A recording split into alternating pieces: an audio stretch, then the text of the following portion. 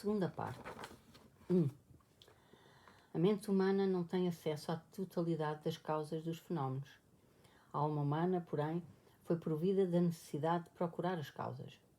Assim, a mente humana, incapaz de penetrar na imensidade e na complexidade das condições que geram os fenómenos, cada uma das quais, em separado, pode afigurar-se-lhe a causa. Agarra-se à primeira e mais próxima, à mais compreensível e diz: eis a causa. Nos acontecimentos históricos, em que o objeto da observação são as ações humanas, apresentava-se outrora como causa próxima da maneira mais primitiva a vontade dos deuses.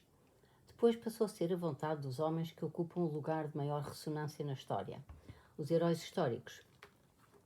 Basta, porém, que aprofundemos a essência de qualquer acontecimento histórico, ou seja, a atividade de toda a massa de pessoas que participaram no acontecimento, para nos convencermos de que a vontade do herói histórico não só não dirige as ações das massas, como é dirigida ela própria permanentemente. À primeira vista, a compreensão do acontecimento histórico deste ponto de vista ou de outro é indiferente.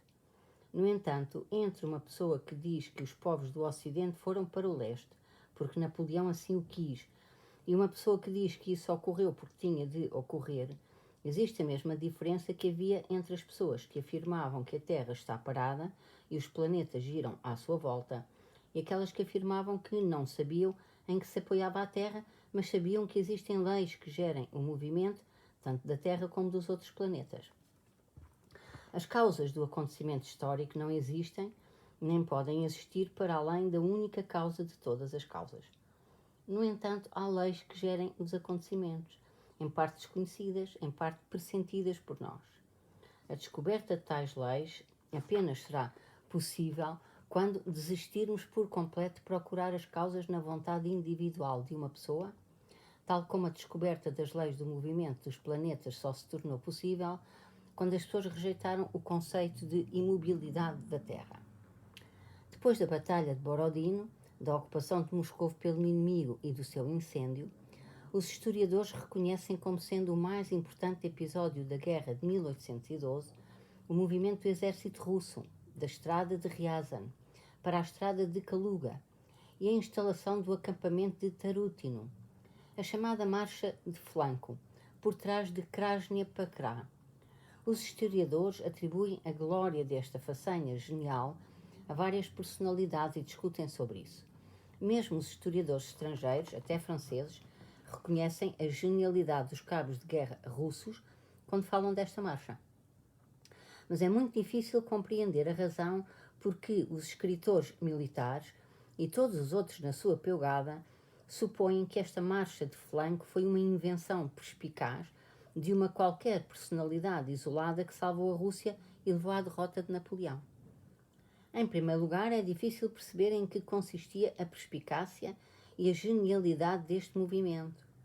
Porque, para se adivinhar que a melhor posição do exército quando não está a ser atacado é no sítio onde houver mais provisões, não são precisos grandes esforços mentais.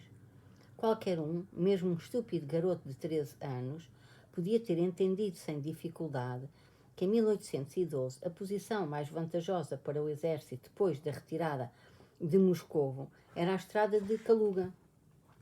Logo, não é possível entender que raciocínios usaram os historiadores para verem nesta manobra uma qualquer perspicácia.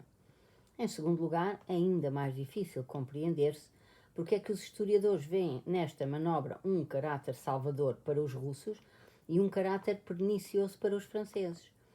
É que esta marcha de flanco, noutras circunstâncias, anteriores, concomitantes e posteriores, podia até ser salvadora para o exército francês e perniciosa para o russo.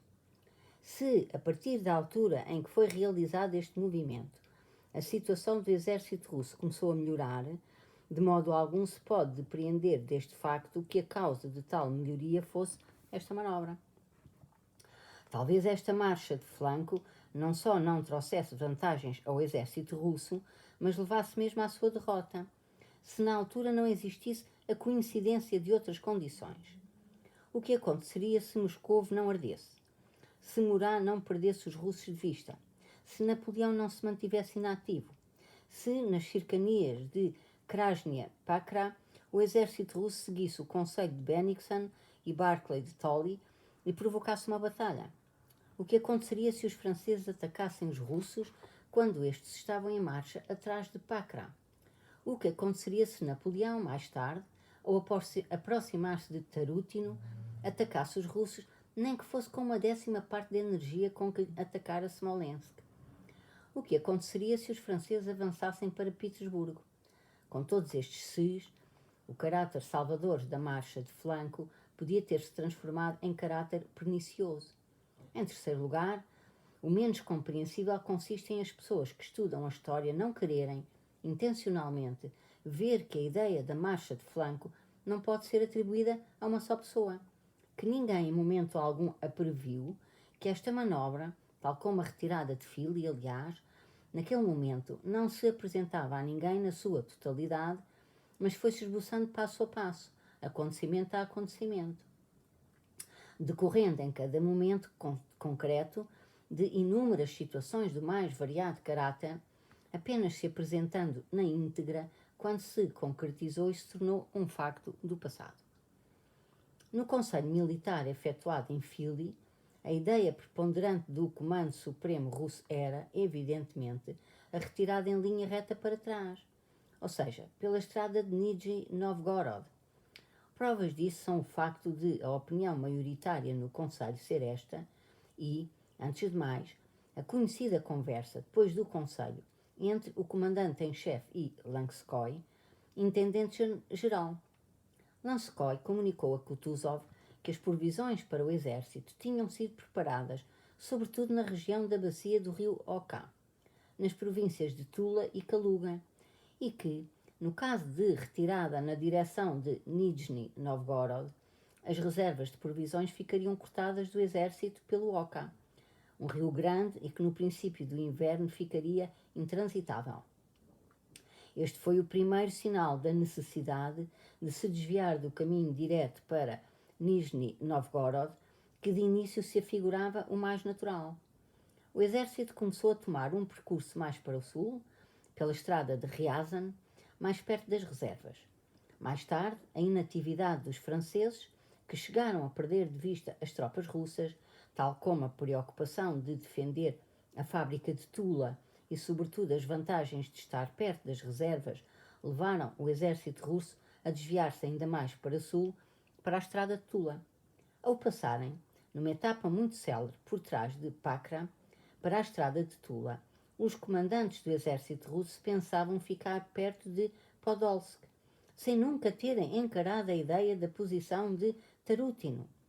Porém, inúmeras e variadas circunstâncias e o reaparecimento das tropas francesas, que anteriormente tinham perdido de vista os russos, os planos de batalha e, sobretudo, a abundância de provisões de Kaluga, obrigaram o nosso exército a desviar-se ainda mais para sul e a passar para a zona central dos caminhos de aprovisionamento da estrada de Tula para a de Kaluga, perto de Tarútino.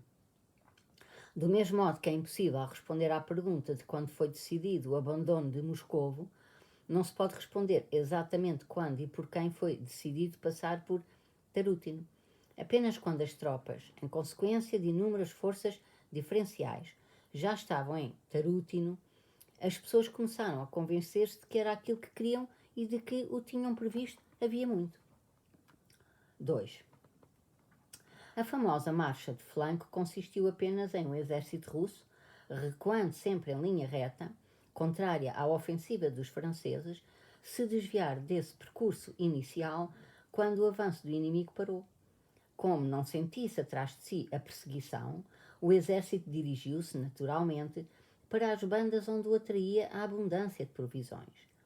Se, em vez de geniais cabos de guerra a comandá-lo, imaginarmos um exército russo sem comandantes, tal exército também não poderia fazer outra coisa a não ser um movimento de volta na direção de Moscovo, descrevendo um arco pelo lado onde havia mais provisões e as terras eram mais ricas. Esta transição da estrada de Nizhny Novgorod para as de Ryazan, Tula e Kaluga era de tal maneira natural que já os soldados russos faziam as suas pilhagens nesta direção, e era também essa mesma direção que Petersburgo exigia que o exército tomasse. Em Tarútino, Kutuzov quase recebeu uma admoestação da parte do imperador por ter levado o exército para a estrada de Ryazan, e foi-lhe indicada aquela mesma posição junto a Kaluga, em que já se encontrava no momento em que recebeu a carta do imperador. Recuando na direção do empurrão recebido durante toda a campanha e na Batalha de Borodino, a bola do exército russo mal parou a força do empurrão e, sem novos empurrões, tomou a posição que era natural para ela. O mérito de Kutuzov não consistia numa qualquer manobra estratégica genial, como lhe chamam, mas em ser o único a compreender o significado do acontecimento em curso. Epá, isso é que é genial. Não.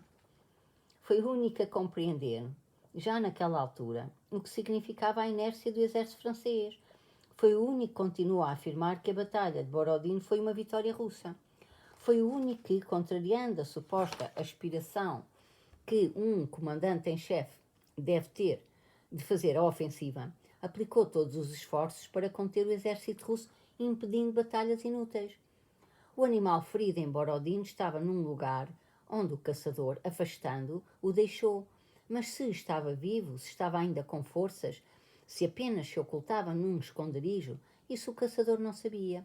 De repente ouviu-se o gemido deste animal. O gemido do animal ferido, o exército francês, indício do seu perecimento, foi o envio de Lauriston ao quartel-general de Kutuzov com uma proposta de paz.